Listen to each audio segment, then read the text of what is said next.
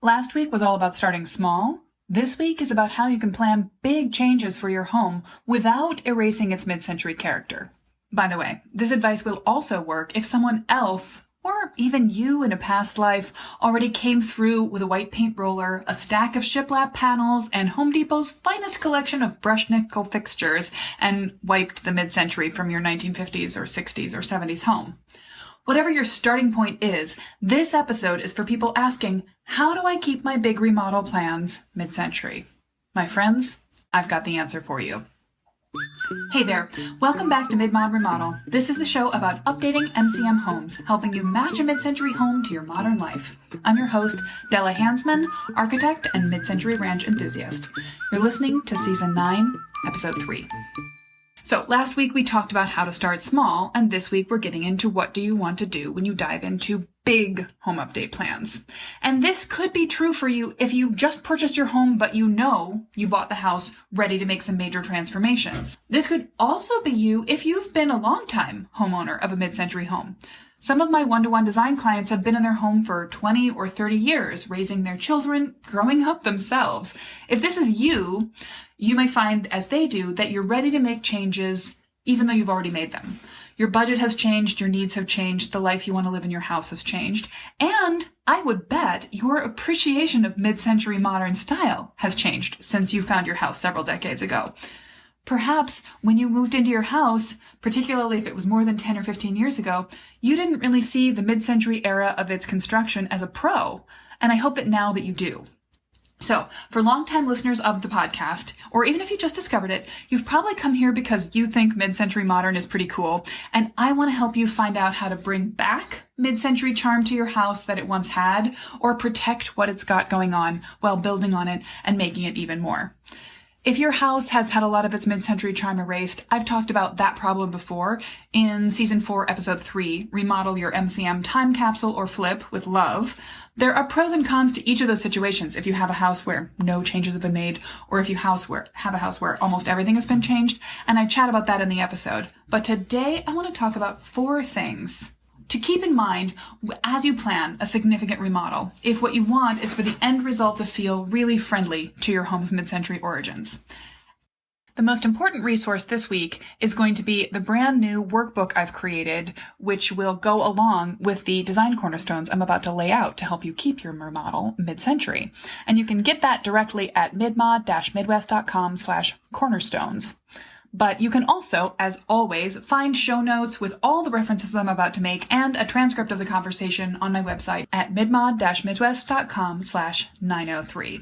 Today I'm introducing the new framework I've been working on for a while, the cornerstones of a good mid-mod remodel. And if you want to follow along with this, do go and grab the workbook that I've just made for this at midmod-midwest.com/cornerstones.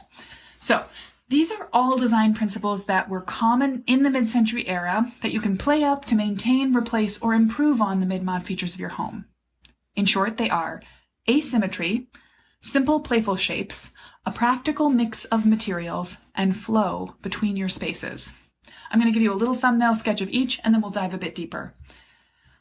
When I talk about asymmetry, mid-century home designers were not interested in making tiny castles with perfectly matching windows flanking each side of the door, and carriage lamps on each side of the window, and then matching shrubberies on each side of that. They were open to the possibilities of making the most with what they had. They wanted to really make casual, practical, friendly homes that were more about balance than they were about perfectly book-matched elements. That goes hand in hand with the simple shapes. Mid-century houses have really simple shapes in a fractal way. The concept holds true at every scale, large to small. The shape overall of a mid-century house can be very simple. A gable or flat roof, a simple rectangle-based floor plan, you can picture it. But at the same time, the details inside the house are also made up of simple shapes. Ranch trim, that classic door casing and floor baseboard, is just a gentle curve with no extra fluted details or multiple ornate components. For a mid-century designer of furniture or houses, squares, rectangles, trapezoids, simple single curves, and starbursts are the watchword. Then the third cornerstone is that practical mix of materials. Mid-century houses are made up of a mix of materials that are both natural and sort of futurist. They have plenty of wood in doors, floors, cabinets, and siding.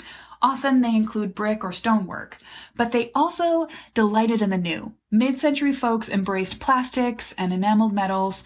They built their homes with new standardized building materials, 4x8 sheets of plywood, pre-grooved low-end panels, wide swaths of formica, and bold color block tiles that matched to their brand new appliances. They loved to basically have that high-low combination, and they weren't necessarily fixated on luxury so much as they were on practicality, cleanability, durability. We'll get into this more later. And then, lastly, there's that fourth crucial feature, the great flow between spaces. Now, this shows up most dramatically in sort of high-end open-plan interiors and the glass wall of windows that flank between a living space and a poolside patio in a California high mid-century house. But even a modest mid-century home has a nook dining room off of an open-plan living room, or a picture window, or a sliding glass door. The high-end version of the style literally seems to dissolve the barriers between inside and out and between interior spaces. But even in a mid-century modest house, you're going to see these open flowing elements more so than in a more traditional earlier era of house. Each of these features of a mid-century home exists in your house. I pretty much guarantee it. Now, depending on how much your house has changed since it was constructed, your mileage may vary, but we're going to talk about how to dive in on each one of these today. And then next week, I'm going to do a deeper dive day by day, all week long. So if this has your attention, sign up to get notified for each day of that mini-series by going to midmod-midwest.com/cornerstones, and you'll get not only the workbook download, but a quick video link every day next week with a helpful design exercise to help you make sure you're incorporating these elements into your house. Guys, sign up for this guide. I'm really excited about these design principles. I'm going to be talking about them going on from here, and it's a perfect lead up to the mid-century design clinic on patios, decks, and outdoor spaces. I can't wait to share all of this with you. But let's dig in a little deeper right now. Circling back to the beginning, the first cornerstone that I mentioned was asymmetry. This leans into the exuberance and the informality of mid-century designs. Note, most of these cornerstone principles are practical. When you're feeling bound by symmetry, you have to make choices about the aesthetic of the house that can compromise the way it actually works for the people that live in it. A house that depends on asymmetry for its design can be more functional. Mid-century design is all about the concept of balance rather than the concept of symmetry. And this shows up in the way the front of a mid-century facade works. In a typical mid-century ranch, remember, you've got the garage on one end, then the living spaces in the middle, and the bedrooms on the far side. The bedrooms might have higher windows than the living room, where you might have like floor-to-ceiling windows, or at least you've got a picture window. And then you've got the garage door, which of course goes all the way down to the ground. So if you think about a diagonal line connecting those window, garage door lines, it might make the house feel tilted. To balance that, a mid-century house design will often have a decorative stone or brick knee wall that wraps around the bedroom size to lend visual weight. Again, balance, not symmetry. The bonus concept that goes along with this asymmetry is the horizontal spread of mid-century designs. They liked low furniture to help their 8-foot ceilings feel a little bit more high, and they had a mostly single-floor approach to their design. In the Midwest, we always have a basement. You also see the split level, but in general, a mid-century house is oriented more horizontally across its yard rather than up, becoming a tiny little castle for the homeowner in its landscape. Horizontal shapes of houses also tie into the next concept, a design language of simple, playful shapes. So again, that's the long rectangular house with a simple gable roof, but it's also the non-dust catching simplicity of basic ranch door trim, the elegance of a kidney bean shaped pool, the oblong of the Noguchi coffee table style, cheerful rectangles, trapezoids. Think about the mailbox design of vintage mailboxes that kind of leaned out into the mail carrier's access point and had an interesting color-blocked trapezoid shape. The boomerang design of a diner billboard sign. These shapes are really cheerful and future-forward. So there were a couple of different reasons why they came into this new idea of simple shapes. Partly they were trying to set themselves apart from the past. They also didn't have to make shapes as complex because they were manufacturing them in a different way. When they were using mass-manufactured materials like plywood and veneer, they didn't need to think about the joinery in the same way that design of furniture and houses from previous eras had done. They also had access to new technology, new materials that allowed them to choose to make things more complexly curved. So we could have bent wood plywood and plastic and metal shapes that were inspired by the booming auto industry. This was an era where people are talking about optimism, future forward. It was a time of social change. Not a perfect time, but the civil rights movement was sinking into high gear. Women's issues were shifting. Class structures were more fluid, the middle class was growing, and all of that was reflected in design. This was the space age. People wanted their furniture and their houses to look fresh and new, so they added in new angles, new colors, and new shapes. If you think about the sort of classic motel of the mid-century era, that has all of the pieces. It's a long, low form. It has sort of bright color-blocked, simple furniture inside of it, and it has that weird, oblong, asymmetrical metal and plastic sign out front calling people in and telling them about the vacancy. The third cornerstone. In the mid-century modern era, there is a love of gorgeous organic materials that were found in the predecessing craftsman style. Glowing, warm wood grain is all over the mid-century era. Unpainted stone and brick. You see these things, but they're not precious about it. Practical mid-century designers were just as happy to use plywood as they were to use solid wood, and they were delighted to incorporate new plastics for mica, glass, baked enamel, metal surfaces that would be easy to clean. This practicality about materials extends to texture as well. Rather than a high gloss sheen on wood grain, mid-century surfaces were often matte. So this offers less potential for fingerprints and less requirement for cleaning. And it ties in with the weird ambivalence in the mid-century era about household labor. If you look into mid-century advertising, and we've talked about this in that interview I did with Sarah Archer in the kitchen season, episode 502, we talked about how in the advertising you see from the era, everything is about labor-saving devices and simple to clean this and lasts forever that. And yet, nearly all of the ads from that time cast the woman of the household in a role of homemaker who basically had nothing else to do but keep her household spick and span. So, yeah. I love this concept of practicality. It was the time right after World War II. We were just out of a depression, just over a war. It was about rebuilding, getting up to speed, making hay while the sun shone. And the goal of the mid-century house was to get everyone their own house. Not to have the best house, not to have the fanciest house, not to have the most luxurious house, but to have everyone have a house. And it had to be made out of available materials. So they aimed for efficiency. They built small houses, builder-grade materials. Rather than advertising things as luxurious or high-end, they advertised them as being durable and easy to clean. That's just something that I find really charming about the mid-century era, and something that we should maybe set our sights back on, that if our choices for the finished materials we choose in our house should last 70 years and be easy to clean, we would make different choices than you'll see on HGTV.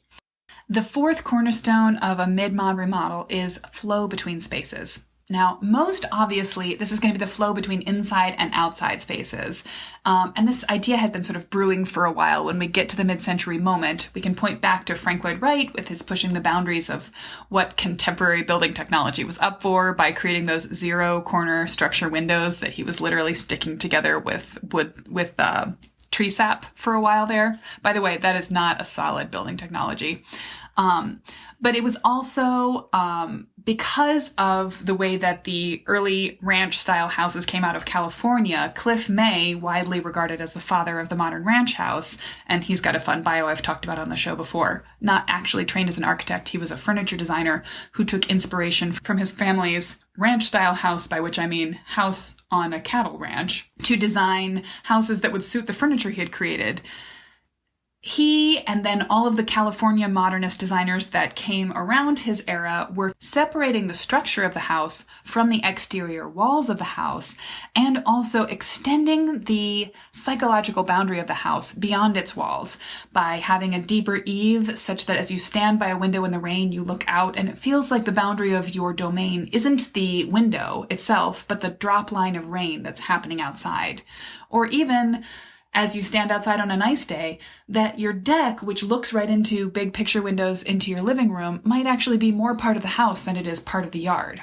Creating more flow between the inside and outside spaces in your house can not only help you expand a small space and turn it into a larger one without an addition, but also turn up that feeling of mid-century design.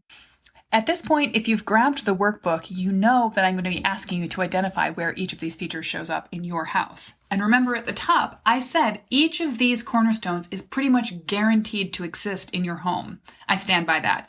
Even if you have a house that's been completely flipped, we can find something to build on. And even if you have what retro renovation calls a mid-century modest house, you still have these cornerstones, and then you can play them up to greater effect.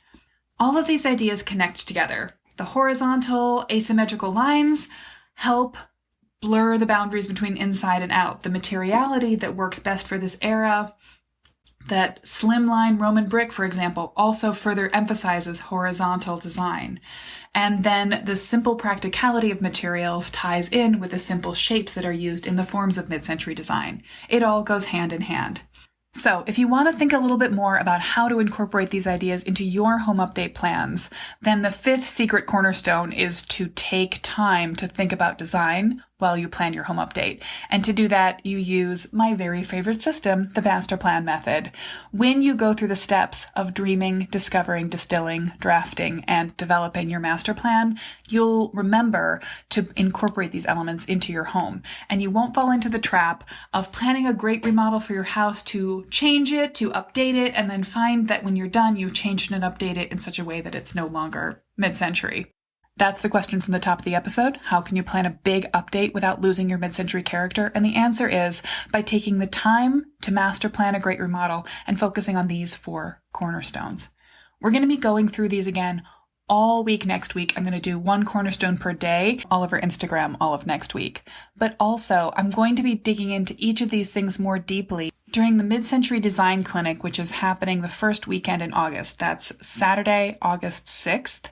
We're going to be doing a 2-hour practical design workshop on the subject of mid-century decks, patios, and outdoor spaces. So we'll be talking about how to incorporate mid-century design principles of asymmetry, simple shapes, mixed materials, and flow between spaces into your patio, deck, or other outdoor space update. You can go ahead and get your ticket right now. Here's just a hint. I recommend you download the Cornerstones workbook first because there's a discount code in there. Because I love you guys, because you're action takers, and because you listen to the podcast. It's there for you. So come to the design clinic. I can't wait to see you there. You can plan it and do it this summer. You can plan it and mastermind it next summer. If you're planning to do any exterior updating on your house in the near future, you don't want to miss this design clinic. And frankly, if you're just curious about how the master plan method works and what it feels like to apply that kind of design thinking to your house, you should come to this clinic because it's just really the best example I have of how powerful and how effective the master plan method is for planning great mid-century designs. All right. That's all for now, folks. I will see you all of next week on Instagram to talk about the cornerstones of mid-century design. And then the following weekend, we'll be going live with the Mid-Century Design Clinic, decks, patios, and outdoor spaces. Can't wait to see you there.